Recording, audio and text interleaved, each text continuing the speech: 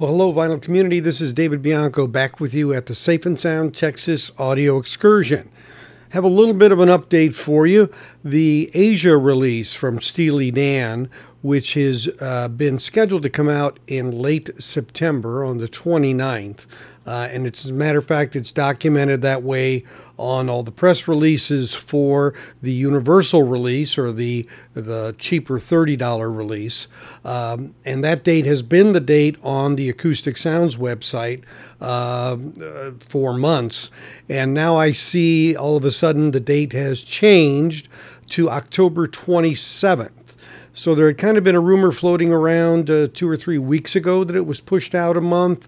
I couldn't get clarification if that was true or not, but it appears now that their site does indicate the October 27th date, which could create a situation where the release through Universal is actually released a month prior to the one from Acoustic Sounds.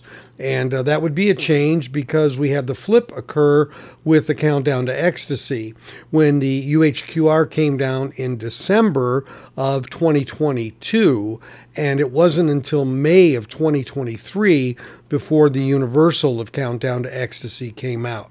So it looks like, obviously, some of this coordination from the initial release of Can't Buy a Thrill has kind of gone by the wayside a bit. It did happen again with Pretzel Logic at the end of July, but now it appears that there's been some slippage in the schedule to get the UHQR Aja released at September 29th, now slipping out a month to October 27th. So that's bad news for me, because I certainly am looking forward to that release and hearing it. Obviously, after all of the discussion about Pretzel Logic, I've been reading there's some fear out there that, in fact, there may be some issues with Aja if some of the similar things happen to it that happened to Pretzel Logic, in terms of the way it was mastered and that high end being smoothed out and the way it was done. Obviously, Aja is highly anticipated. The rest of them are all 20,000 unit special editions or limited releases, whereas Aja is 30,000. So a higher bar.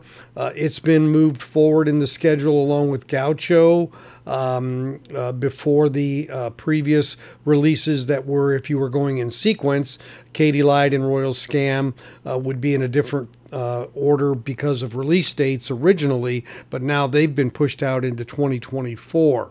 So highly anticipated, I would say, would be a good way to put it. It's kind of like the highly anticipated Hotel California One Step from MOFI. There were some ringlings of information that basically said it was going to be released about a week ago here in August, and it looks like it's going to be now toward the end of September, and we're going to see whether that comes out being true. Now, MOFI has been releasing some titles that were in repress status, and those are becoming more available. So that's also a matter of pressing time that RTI is having to consume for those kind of things.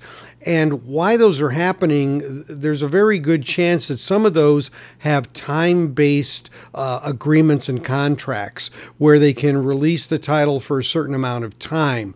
There isn't a limit on how many, but there is a time limit. So it may be that it behooves MOFI to get those moving along. Lower-dollared titles, I think, are more attractive in the market right now, frankly. I think we've seen that proof, and now we see that that is a strategy of them releasing more of these ones that are in the $40 to $60 range, and those have been highly sought after in terms of awaiting repress. So that's a strategy that's happening. Their plant is not online yet in California for MOFI. Putting a plant up and starting it has a lot of issues.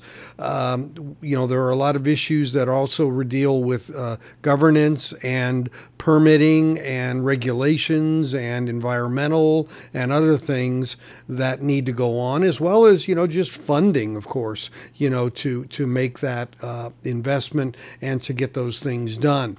So unfortunately, with that not being in place, they're still having to route everything through RTI.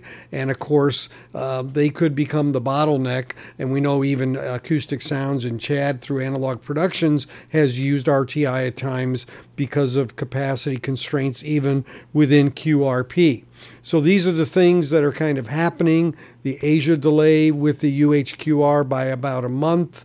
Hopefully, if the Hotel California one step comes out toward the end of September, that'll be really good pressing and deliver what we expect, because that's one that I think will be looked at very closely to see how well it was done, and with the digital process in there, what the outcome is. The Eagles releases have been very solid on one steps, in my opinion, so I have really high hopes for this one.